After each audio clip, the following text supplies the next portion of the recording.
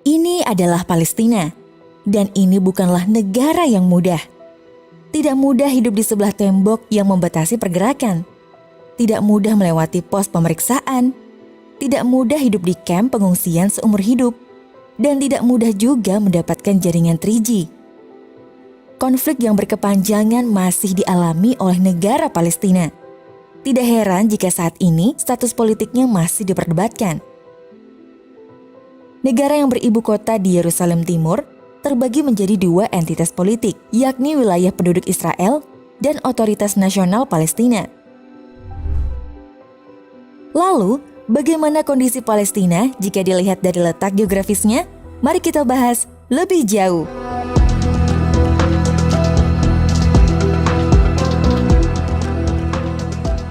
Di sini kita akan coba jelaskan seobjektif mungkin. Jika ada kritik dan saran, silahkan tinggalkan komentarnya di bawah ya. Oke, pertama-tama kita lihat letak geografisnya. Negara Palestina terletak di Timur Tengah dengan batas negara yang masih belum jelas dan menjadi salah satu permasalahan utama dalam konflik antara Palestina dan Israel. Pada tahun 1988, Organisasi Pembebasan Palestina memproklamirkan kemerdekaan Palestina di wilayah yang diduduki oleh Israel, yang mencakup tepi barat dan jalur Gaza. Namun, batas-batas negara Palestina di wilayah tersebut masih diperdebatkan. Tepi barat terbagi menjadi 3 wilayah, yaitu area A, B, dan C. Area A dan B dikelola oleh pemerintah otoritas Palestina, sedangkan area C masih dikuasai oleh Israel. Batas wilayah-wilayah ini juga masih belum jelas dan sering menjadi sumber konflik antara Palestina dan Israel. Sementara itu, di jalur Gaza, kontrol penuh dipegang oleh Hamas, kelompok militan Palestina yang mengambil alih kekuasaan di wilayah tersebut pada tahun 2007. Namun, batas-batas wilayah Gaza juga masih belum jelas dan sering menjadi sumber konflik antara Palestina dan Israel. Bagian timur berbatasan dengan negara Yordania, bagian selatan berbatasan dengan Laut Mati, dan di sebelah barat berbatasan dengan Laut Mediterranean, serta Mesir di sebelah barat daya. Kota terpenting di wilayah barat Palestina adalah Ramallah yang terletak 10 km di utara kota Yerusalem dengan populasi sekitar 39.000 jiwa. Kota ini berada di tepi barat dan merupakan ibu kota pemerintahan otoritas Palestina. Ramallah merupakan pusat kegiatan politik, ekonomi, dan budaya di wilayah tersebut. Di sini terdapat pusat-pusat pemerintahan, universitas, dan bisnis, serta banyak restoran, bar, dan kafe yang populer.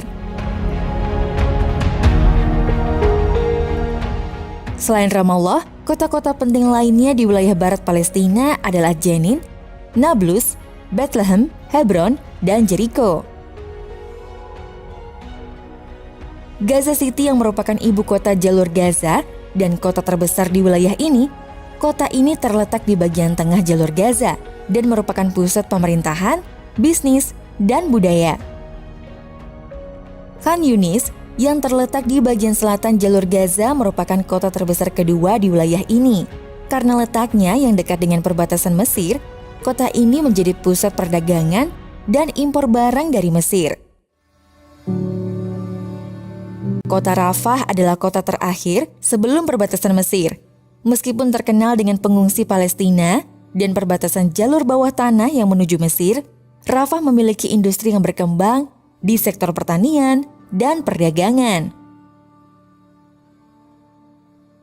Jabalia terletak di bagian utara jalur Gaza, adalah kota terbesar ketiga di wilayah ini.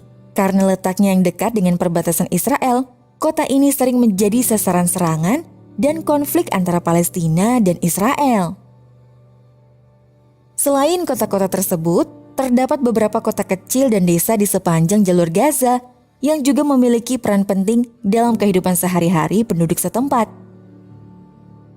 Sebenarnya ada 2 bandara di wilayah Palestina, yaitu Bandara Internasional Gaza Yasser Arafat di kota Rafah di jalur Gaza dan Bandara Internasional Palestina di kota Bethlehem di tepi barat. Bandara Internasional Gaza Yasser Arafat dibuka pada tahun 1998 dan melayani penerbangan ke beberapa kota di Timur Tengah, termasuk Kairo, Mesir, dan Amman, Yordania. Namun, bandara tersebut ditutup pada tahun 2001 selama konflik antara Palestina dan Israel dan tidak beroperasi secara reguler sejak saat itu.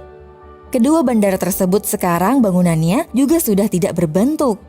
Meskipun ada upaya untuk memulai kembali operasi kedua bandara ini, namun konflik antara Palestina dan Israel masih membuat hal tersebut sulit dilakukan. Saat ini, penerbangan menuju wilayah Palestina biasanya dilayani oleh bandara-bandara di negara tetangga, seperti Bandara Internasional Amman di Yordania dan Bandara Internasional Ben Gurion di Israel.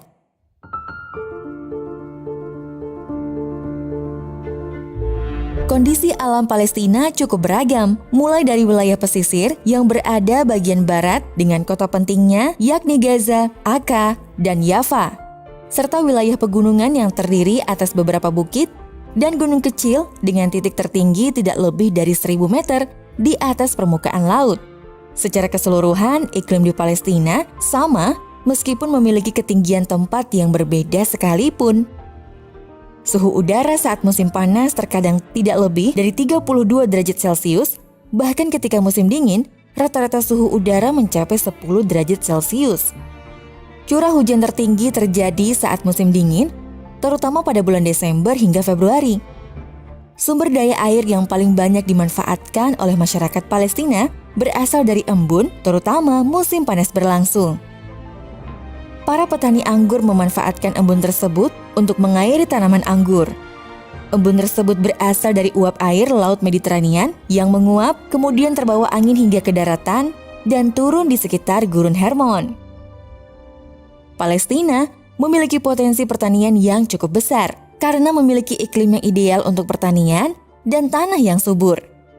Namun produksi pertanian di wilayah ini terbatas karena terbatasnya lahan pertanian dan kendala-kendala politik ekonomi yang dihadapi.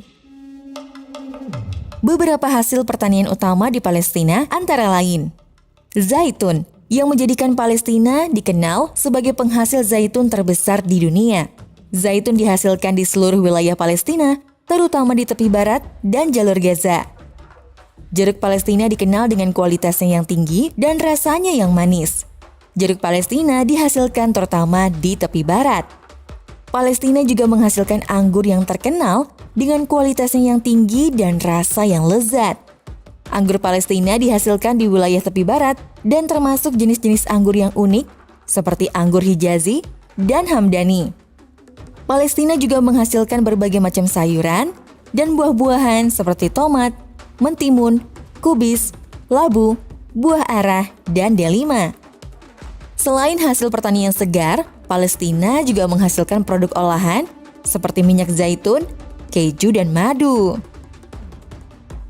Meskipun Palestina memiliki potensi pertanian yang besar, produksi pertanian di wilayah ini terus mengalami kendala akibat konflik politik dan ekonomi yang menghambat akses ke pasar dan sumber daya pertanian. Peternakan di Palestina merupakan sektor ekonomi yang penting dan telah menjadi sumber penghidupan bagi banyak keluarga di wilayah ini. Beberapa jenis peternakan yang umum di Palestina, sapi merupakan hewan ternak yang umum di Palestina. Kambing juga merupakan hewan ternak yang umum di Palestina. Domba yang menjadi sumber daging dan wol. Peternakan ayam juga umum di Palestina, terutama di kota-kota besar seperti Ramallah dan Gaza. Peternakan lebah juga telah menjadi sumber penghidupan bagi banyak keluarga Palestina selama beberapa dekade. Madu yang dihasilkan dari peternakan lebah menjadi bahan makanan yang penting dan sering digunakan dalam obat tradisional. Jika dilihat sejarah singkatnya, negara Palestina yang selama berabad-abad telah dihuni oleh berbagai kelompok etnis dan agama. Wilayah Palestina berada di bawah pemerintahan Kekaisaran Ottoman selama lebih dari 400 tahun, dari abad ke-16 hingga awal abad ke-20. Pada tahun 1516, Kesultanan Utsmaniyah merebut wilayah Palestina dari Kekaisaran Mamluk yang sebelumnya menguasai wilayah tersebut. Selama masa pemerintahan Ottoman, wilayah Palestina menjadi bagian dari provinsi-provinsi Ottoman yang berbeda-beda, termasuk Provinsi Damaskus, Sidon, Beirut, dan Yerusalem. Namun sejarah modern Palestina dimulai pada abad ke-19. Pada akhir Perang Dunia Pertama, Kesultanan Utsmaniyah runtuh dan wilayah Palestina ditempatkan di bawah mandat Britania oleh Liga Bangsa-Bangsa. Selama masa mandat Britania, migrasi Yahudi ke wilayah itu meningkat. Dan pada 1947, PBB merekomendasikan pembagian wilayah menjadi dua negara, Palestina dan Israel. Namun, rencana pembagian itu ditolak oleh para pemimpin Palestina dan negara-negara Arab yang menganggapnya tidak adil. Pada tahun 1948, Israel memproklamirkan kemerdekaannya dan ini segera diikuti oleh peperangan dengan negara-negara Arab di sekitarnya yang menolak rencana pembagian ini. Perang Arab-Israel 1948 atau disebut juga sebagai Perang Kemerdekaan atau Perang Pembebasan oleh orang Israel adalah konflik bersenjata pertama dari serangkaian konflik yang terjadi antara Israel dan tetangga-tetangga Arabnya dalam konflik Arab-Israel. Bagi orang-orang Palestina, perang ini menandai awal dari rangkaian kejadian yang disebut sebagai bencana. Israel diproklamasikan pada tanggal 14 Mei 1948 dan sehari kemudian langsung diserbu oleh tentara dari Lebanon, Suriah, Yordania, Mesir, Irak, dan negara Arab lainnya. Tetapi Israel bisa memenangkan peperangan ini dan malah merebut kurang lebih 70% dari luas total wilayah daerah mandat PBB Britania Raya, Palestina. Perang ini menyebabkan banyak kaum Palestina mengungsi dari daerah Israel. Tetapi di sisi lain, tidak kurang pula kaum Yahudi yang diusir dari negara-negara Arab lainnya. Disusul Perang Suez 1956, perang yang terjadi antara Israel, Britania Raya, dan Prancis melawan Mesir setelah Mesir nasionalisasi terusan Suez. Israel berhasil memenangkan perang dan menguasai semenanjung Sinai. Pada 1964, Organisasi Pembebasan Palestina atau PLO didirikan sebagai gerakan nasionalis Palestina untuk memperjuangkan kemerdekaan Palestina. Perang antara negara-negara Arab melawan Israel juga terjadi pada 5 hingga 10 Juni 1967. Perang ini merupakan kali ketiga Israel melawan negara Arab, yakni Mesir, Yordania, Suriah, Lebanon, dan Irak di medan pertempuran. Perang 6 hari ini dimenangkan Israel yang berarti negara tersebut berhasil menaklukkan tepi barat, Yerusalem, dataran tinggi Golan, jalur Gaza, dan semenanjung Sinai. Israel melakukan penyerangan ke Mesir dan Suriah sebagai respons atas ditutupnya Selat Tiran oleh Mesir di bawah kendali Presiden Gamal Abdel Nasser. Perang Yom Kippur 1973, perang yang terjadi antara Israel dan koalisi negara-negara Arab, termasuk Mesir dan Suriah, selama perayaan Yom Kippur. Meskipun awalnya negara-negara Arab berhasil mencapai beberapa kemenangan, Israel akhirnya berhasil memenangkan perang. Serentetan perang besar tersebut dan juga konflik-konflik kecil yang terjadi antara Israel dan negara-negara Arab di wilayah Palestina yang sekaligus merubah sejarah Palestina. Singkatnya, pada tahun 1988, Palestine Liberation Organization secara resmi mengakui Israel dan memproklamirkan negara Palestina sebagai negara merdeka di wilayah yang diduduki oleh Israel. Namun hingga saat ini, negara Palestina belum diakui sebagai negara merdeka secara resmi oleh banyak negara di dunia, termasuk Israel dan Amerika Serikat, dan konflik antara Palestina dan Israel masih berlangsung hingga saat ini.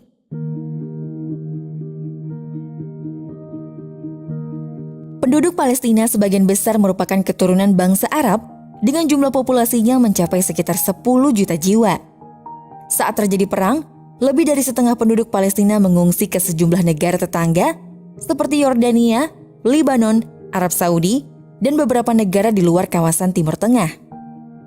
Hanya tersisa 5,4 juta warga Palestina saat ini tinggal di dalam wilayah Palestina. Meskipun sebagian besar penduduk Palestina adalah orang Arab, namun beberapa tempat ditemukan bangsa lain seperti bangsa Mesir kuno, Kanan, Bani Israel, Assyria, Babilonia, Romawi, dan lain sebagainya. Untuk komunikasi sehari-hari, penduduk Palestina menggunakan bahasa Arab dengan agama terbesarnya yakni agama Islam. Islam yang dianut beraliran Sunni, sedangkan agama lainnya yakni Kristen. Palestina yang mengutamakan pendidikan sebagai kunci untuk meningkatkan kesejahteraan dan kemajuan negara mereka. Namun, pendidikan di Palestina dihadapkan dengan berbagai tantangan, termasuk kurangnya sumber daya, infrastruktur yang rusak, dan ketidakstabilan politik dan sosial yang sering mengganggu proses pembelajaran. Namun, masyarakat Palestina masih berusaha untuk mengatasi tantangan-tantangan tersebut dengan bantuan dari berbagai organisasi internasional dan program-program pendidikan.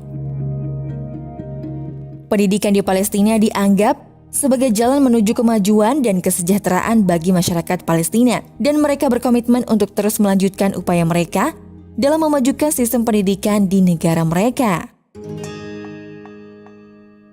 Palestina memiliki flora dan fauna yang sangat beragam, mulai dari pepohonan, semak, hingga beberapa tanaman lainnya, dan diperkirakan terdapat ada sekitar lebih dari 2.000 jenis tanaman di Palestina. Keragaman flora tersebut diakibatkan adanya perbedaan ketinggian tempat, iklim, dan jenis tanah.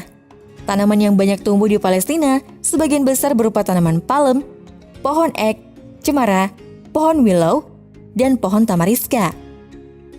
Selain itu, beberapa tanaman juga telah dibudidayakan seperti zaitun, anggur, pohon ara, gandum, barley, millet atau sekoi, bawang merah, kapas, rami, dan lain sebagainya. Sedangkan hewan yang masih bisa ditemukan di Palestina yakni babi hutan, serigala, anjing hutan, kelinci, kucing liar, dan rubah. Selain itu, Palestina juga memiliki kekayaan alam lainnya berupa biji besi dan tembaga. Bahkan, di kawasan lembah Yordan, tanah dimanfaatkan untuk industri batu bata dan tembikar. Konflik yang terus terjadi selama beberapa tahun ini membuat perekonomian negara Palestina memburuk. Bahkan menurut laporan UN Conference on Trade and Development, perekonomian Palestina hanya tumbuh tidak lebih dari 1% per tahun. Hal ini diperparah dengan jumlah pengangguran yang meningkat hingga lebih dari 50%, terutama di kota Gaza. Tentunya hal tersebut berdampak pada kemiskinan yang melonjak hingga 29%. Bahkan di Gaza, kemiskinan mencapai 53%. Dana bantuan dari beberapa negara juga berkurang dan semakin bertambah parah setelah Israel melakukan pelarangan barang impor ke Gaza karena dianggap sebagai bentuk bantuan militer. Bahkan penduduk Israel juga mencegah penduduk Palestina untuk mengolah sumber minyak bumi dan gas alam yang terdapat di jalur Gaza dan tepi barat. Palestina, kamu adalah tanah yang kaya akan sejarah dan keindahan alam. Walaupun kamu telah mengalami konflik dan kesulitan yang luar biasa selama bertahun-tahun, tetapi kamu tetap mempertahankan semangatmu dan terus berjuang untuk hak-hakmu. Kami berharap kamu akan segera menemukan keamanan dan kemerdekaan yang pantas bagi rakyatmu. Semoga perdamaian dan keselamatan akan segera terwujud di tanahmu yang suci. Amin. Some will fall for greed, and some will kill for freedom, for freedom.